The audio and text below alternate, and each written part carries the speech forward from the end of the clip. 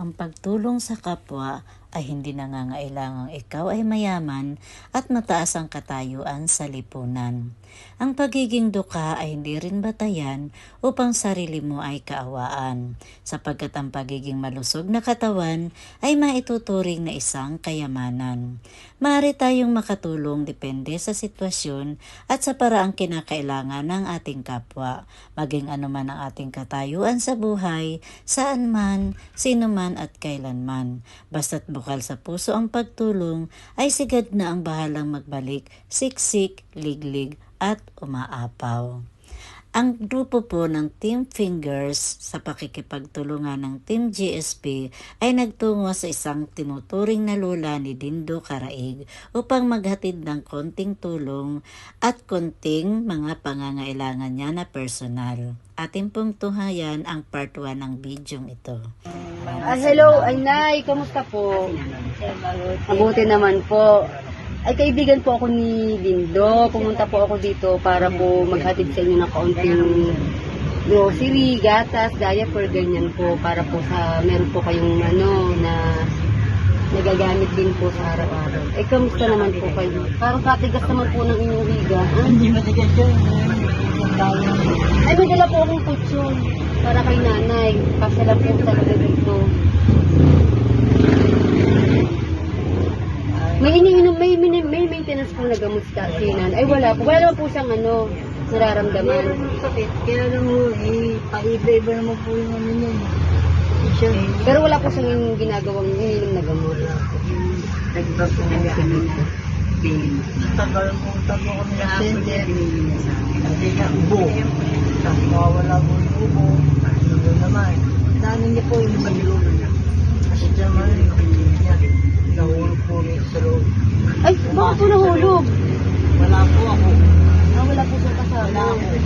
Na parang siya, hindi tumulak daw. Pumasok sa loob. Hala? Ay, hindi naman po nasugatan. Ayaw niya hindi tumama ko yung ano niya. Malapit yung malusog. Sakit. Ano po? Napasadsad po kayo dito. Eh, dapat po nilalagay niyo ng karugtong ito na plywood.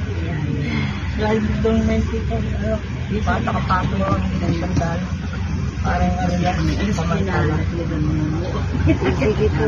At amin pong kukunin na yung akin pong dala po sa inyo. Ay, hindi po. Ako po ang kukuha po dito sa yan. Ibigay ko po sa inyo. May regalo po ako sa inyo. Regalo, parang Gatas po, ganyan. Mga grocery po, konti. Mga biscuit po. Diaper.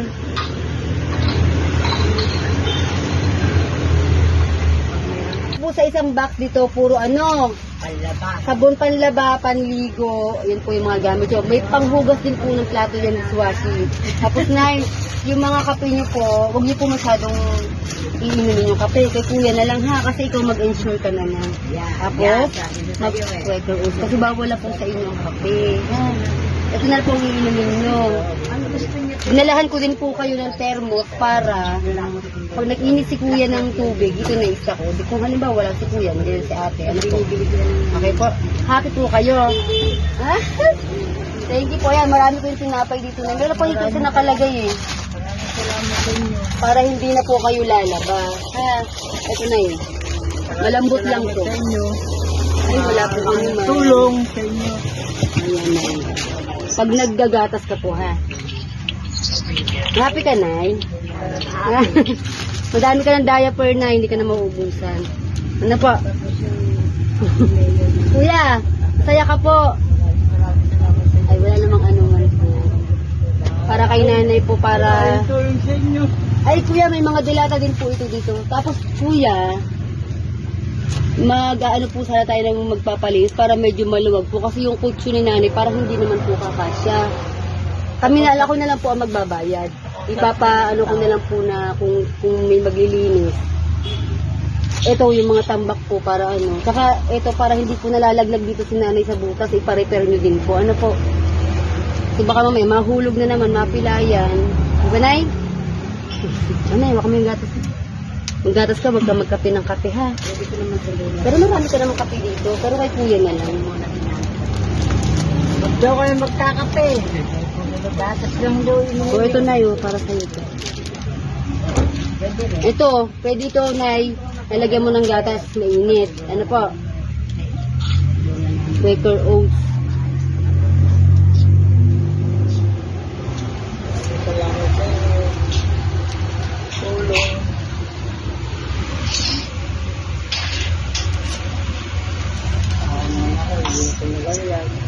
Ay, hindi naman po, tatagal pa yan si nanay. Malakas pa eh. Hindi, malakas pa si nanay. 77 lang ang bata pa. Mas lalakas si nanay pag nakainom ng gatas. Huwag ka na nanay magkakape. Ano po? Dapat ay lalakas Ano ba? Nay? Eh, dapat dito sa talagang normal na napakasipal ng Tika na. Yung kumain tinapay po. Hindi mo namang merienda. Kakain ka na po. Kakain na daw siya, kuya. Bakain ka kayo sinapay. Ay. Mamaya na. Mamaya, madami ka ng ano. Hindi ka nalalabas para mag-ano ng pagkain mo. Ano po? Ganda ba ako, Nay? Oo. Parehas tayo. Maganda ka din. Mag-ano ka na lang, kuya, ng kalan mo po para nakakasain po kayo ni nanay. Kaya Yung mga pinimagana pambayad na bilaw mga utang-utang talaga mga binabawas-bawasan kaya sa mga inuutangan namin. ang mahalaga po walang iniinom na gamot si nanay. Ibang namin, inabot ng wasi, aling daraan, dalawang buwan yun, kaya. Iniyaran ko na. Kaya minsan pag meron kami, Ang kuryente niyo po, tsaka ang tubig. kaya ng mama ko yan sa ano, yun. Sa pensyon. May pensyon pa naman po si nanay. Dahil sa papa ko, Buti naman po. 5. Magkano po? Ang monthly. Buwan-buwan yun. Yun na po yung pang sustento niyo po sa tubig. Pero yung pambayad namin sa bahay, Ay, naupa lang po kayo dito. pambayad namin sa bahay, inukuha ko sa simbahan ako ng pambayad. Magkano po upa niyo dito? 1 lang. Kasama po yung taas? Taas. Kaya lang kaya hindi kami maaga sa taas. Marami dito sa tubig. Hindi naman tayo sa taas. Dapat niya po pala na ipapali. Di yung iba pong gamit iakit nyo na. Tama din yung Anita. Para po yung ibang grocery na dito na. Tapos yung kutso niya po kasya po at dito. Ako sa akin ng mga daan.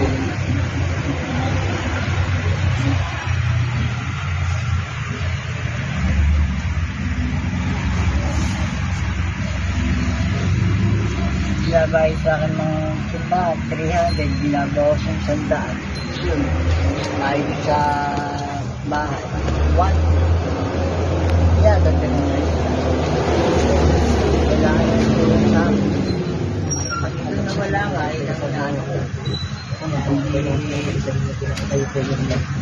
Sigurado wala na akong nagpapos sa harap at simbahan. Maliwalag yung mata. Saka yung mawala lang.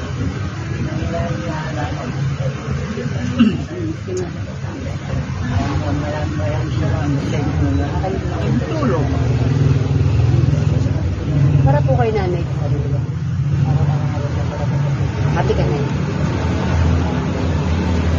Hindi ka na magkakatingin sa atin na. Nakakapanggina ng katawan mo. Gagatas ka na lang. Ano po? Gagatas ka na lang.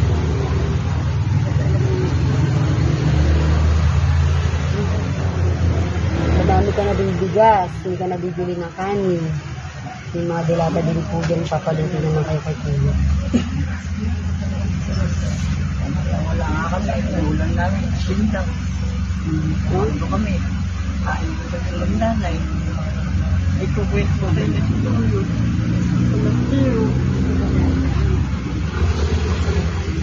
Ipis kami magnanay. Wala naman ako trabaho. No-read lang ako. Ang mahalaga po kuya, nababantayan niyo po si nanay. Hindi po na ako nagagalit sa kanya. Kaya lang. Huwag niyo na pong pagagalitan si nanay, matanda na po. Pag ang matanda po talaga, may minsan ay makulit. Diba na yun po, huwag na po kayo pagagalitan ni kuya. No? pinagalitan po kayo sumbungin sa akin, ano? Magagalitan ko din sa ano. Siyempre sa inyo, hindi ako makatulog. Hindi yung... Eh, saan ka po kuya tutulog? Dito din, sa baba. Kasama kami, magkatabi. Pag inaatake siya ng lido, nangingisay, hawakan niya ako, alam ko na yun. Kaya minsan hindi ako makakatulog sa kanya. Eh, pero nakakatayo ba po si nanay mag-isa? Hindi na din. Hindi na rin po nakakalakad. Kakapit dyan. Hindi po talaga pwedeng wala kayong kasama, ano? Hayaan niyo po at pag babalikan ko kayo, ano po. Sunod na balik ko po. Madami ulit akong dalang pagkain sa inyo. Sa diet ko. Saka gatas po uli, ano. Po? Dapat? O, ibabalik po ako. Aantayin mo ako, nanay. Magpalakas ka po.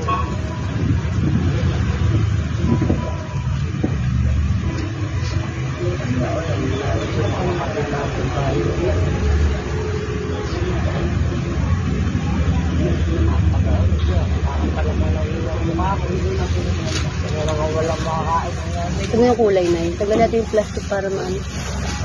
Hindi mainit sa likod mo.